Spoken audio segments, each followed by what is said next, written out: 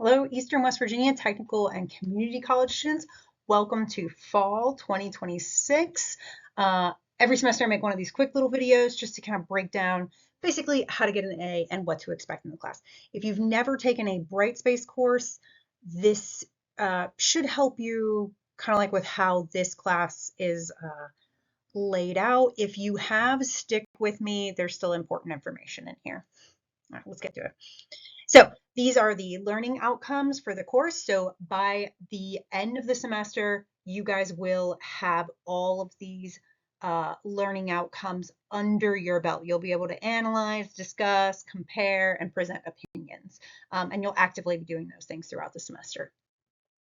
All right, attendance. So attendance is recorded through your class participation. So through the discussions, through the quizzes, there's exams, there's one like essay that happens through the semester. So that is how your participation is how attendance is there. So you're expected to meet the course deadlines. We're going to talk more about those. They're very basic, should be pretty easy to understand. Late assignments will not be accepted without approval from me.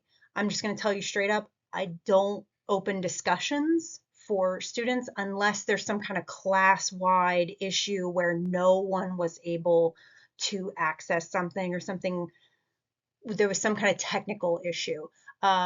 If you know that you're going to get your wisdom teeth taken out or whatever the case is, email me as soon as you know ahead of time, and I'm more than likely to work with you if that's the case. So that should go for pretty much all of your classes. If you know you're going to be out for a while, you know you're going to be uh, in the wilderness and out of Wi-Fi range, let your professors know and that kind of stuff.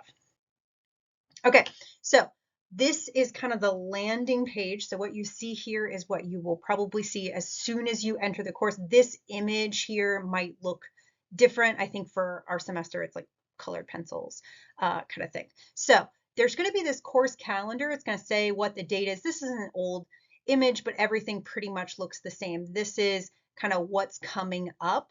So our first discussion is due Friday. It is a introduce yourself discussion. It is a who, what, when, where, why, and how. You don't need any knowledge of art to do such a thing. And we're going to talk more about that at the end of this video. So this is just kind of to get you kind of looking at what happens when you're first on the class. If you scroll down, as you see, I got this little arrow, there's this work to do list, and it usually breaks down. It should be that every week there's like a discussion and a quiz that corresponds with it. There should usually be about 3 things weekly in this little work to do zone. So let's keep moving on. Okay, syllabus and assignment schedule. This is where you're going to find all of when things are due. So you can see here the way it's kind of broken down is everything in this class is going to be due Mondays for almost all the 15 weeks, and there are 2 Friday deadlines. The very first week of class, which is this one that's coming up with the introductory, that's due the 21st, and then the finals week of class, just because the way the class ends. So this is where you're going to be finding stuff. So if you think, if you're logging on and something's not right, you're not seeing stuff, double check the assignment schedule to kind of go along with that. With that note, Thanksgiving. So we get a week off, but because of the way our schedule is, something is still going to be due Monday of that week, which we like officially have off, but then the following Monday, nothing's due. So you still get a week break from the class. It's just we follow our rotation rather than giving you that Monday through Friday off. So just to let you know about that. So you're still getting the time off. All right, so like I said before, work will be due on Mondays at 11:59 p.m. On Tuesday morning at 12:01, right at that little switch over, new work will appear.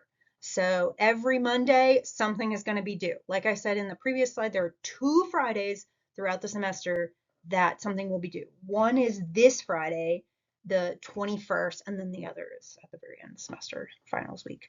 So we'll get to that when the time comes. Okay, for this course, what do you need? You do not need to buy a book. That is awesome.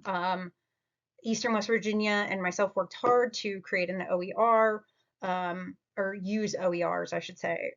So all you need is a computer with reliable internet access on a regular basis to turn assignments in. Everything will be consumed online. All right, so how are you going to get information, right? How are you going to learn about stuff if we don't have a book? So if we are here at the top of the bar, if you're new to Brightspace or if you've never seen Brightspace before, there's this like content section here, and then there's discussions next to it. So in the content section, if you scroll down, there should be, so here we are in Unit 1, the basics. You can see it over here in the what they call this the table of contents is over on the left-hand side. There should be a video, right, which looks just like this guy right here. I'm going to put a star there. They're made just like these, where it's like I give you information. There would be questions within them, which oftentimes correspond with test questions. Sometimes the discussion information is in there. And then right underneath of it should be the test that goes along with it. And then there are due dates of when it appears and when it will kind of like disappear and you won't have access to it anymore. Best recommendation is it's the beginning of the week. You've got a whole new plan of work to do. I would read the discussion, kind of see what it's about. What's this week's information asking about? What kind of knowledge are you needing to know? And then I would watch the video. And then that way, so when you see, oh, that's that image, that's that artwork from the discussion, I need to kind of perk my ears up and pay a little bit more attention. And then you will have a better response. So that's my big suggestion throughout the course. These are viewed on YouTube. There is some of you that are high school students, you should still be able to access them because they're a link. If anybody has any issues, let me know. There's something that you might need to, there's information up and as part of that. So let's move on. All right, like I said there in the last slide, just underneath of the lecture is the quiz for the week, right? So each are worth about 100 points. That's not 100% 100 every week because some of them have more questions than others. Some of them are kind of like critical thinking essay questions and some of them are just multiple choice. You'll kind of get a feel for those as we go on, and they cover the information from the previous or the video that you should have in theory just watched. All right, discussions. Now, this is important. Discussions are not optional. They are graded and they add up, all of them add up throughout the semester to more than any one given test. Some of them are worth 10 points, some of them are worth 15. It depends. Some of them are asking you to do more things like reply to a fellow student's work. So I give a little bit more credit for those that are kind of, we'll say they have more meat and potatoes to them, a little bit more requirements for them. So they're worth roughly 10 points, but they follow the same schedule as far as due on Mondays at 11:59 p.m., except for those like 2 exceptions. All right, so there is one week that is very different than the others, and that is where at the end of Unit 1, there is an essay that you need to write. And so there's a whole like subsection for that. You can find it here again in that table of contents is where you would find this. And it's called the formal analysis essay or formal analysis writing assignment. Within that folder, there is a video instruction where I break everything down for you. There is links to the website where you have to get your artwork from. There's a writing, if you're not familiar with the OWL Writing Lab, it's a great resource and you should use it for every paper you write in college. And then there's written instructions and a rubric. There's all kinds of information in there. That is not going to be until October, so don't stress it right now, but it's using all the information that you in theory would have gained during Unit 1 and putting it into practice. So like I said, that'll be in October time. Okay, so the syllabus has a lot of information in it as far as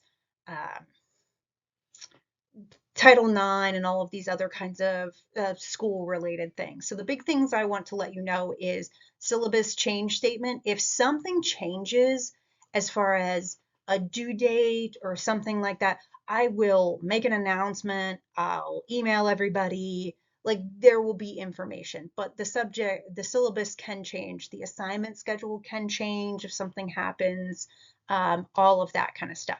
Academic dishonesty, Eastern's not going to tolerate it. I'm not going to tolerate it. I'm trying to come up with different ways to find out who's using AI with their discussions. Sometimes you can really clearly tell, because the discussion is completely off base and sounds, giving dates and information that I've not talked about and that are irrelevant. So just watch the videos and do it honestly. You're more likely to get full credit from something than using AI and getting busted for it. So one other thing is this special note. So I want to make sure that we touch on this real quick.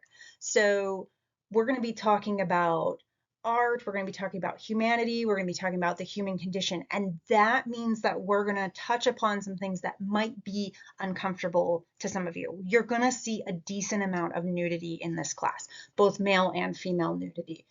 We might touch on aspects of sexuality, human sacrifice, religion, war, genocide, socioeconomic disparities, right? So there's like a whole ton of things that may be ever so slightly uncomfortable, but they are all part of the human condition. And that is what art is essentially about, is that human condition. So just to let you guys know, the first part of the class is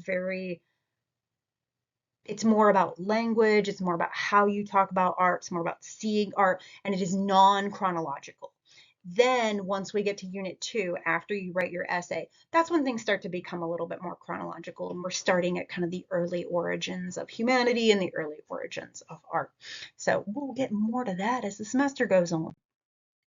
All right. Again, Title IX, Americans with Disability Act. If you have a accommodation, I should be notified about it via the school. Let me know. If you're someone who, for whatever reason, you just need a little bit of extra, you just want a little bit more extra understanding, email me. That's what I'm here for. I usually try to email back within 24 hours. Sometimes that stretches on a day, especially in the weekends or something like that. But I will get back to you for sure. All right, moving on. Okay, this is our first discussion. So the first discussion is who, what, when, where, why, and how. So who are you? What do you study or maybe plan to study? When and where would you go if you had a time machine? And then why would you choose this time and place? So on those two questions, there is a history element to this class. So give it a second, give it some thought. Where would you go? Why? What is it that you would want to see if you could travel back in time to a different place? Don't be that kid that's too cool for school, like, I just go surfing, so as long as the ocean's there, it doesn't matter when, right? Think about it from an academic standpoint. Think about it maybe from a historical standpoint. There is a big history element to this class. And then just for fun, how do you get your caffeine? So I will go ahead and go first. So I'm Lacey Oliverio. I studied art and ceramics in college and also art history. I went to college. I went to WVU and then I went to Clemson. You don't really need to know that. When and where would I go if I had a time machine? Especially now, uh, I still think I would go to early Rome and see some of the things that were happening at that time. It was a flourishing time for art, especially with the Greeks just kind of nearby and whatnot, and kind of the way this is the beginning of globalizations, a lot of cultures coming into contact with each other. So that's why I would choose that place. And then just for fun, I drink coffee every morning with cream. I'm not a sugar person. So you can attach a photo if you would wish. Remember, this is due Friday, the 21st. All right, so if you have any questions, send me an email. Please use your Eastern email. Do not use Yahoo, Google, whatever. Sometimes they get thrown to the junk email because they're not from an organized sender. That's like Eastern's Outlook does that. So please use the Eastern email. Those of you in K-12 with your Schoolology emails, if you can email me direct through Brightspace, but when I reply to you, it's only going to go to your Eastern thing. It's not going to go through that Schoology or whatever it is that the K-12 schools use. You need to be using that Eastern West Virginia email, especially because it kicks into the junk mail. So thank you. Good luck, guys. It's going to be a great semester. Great semester.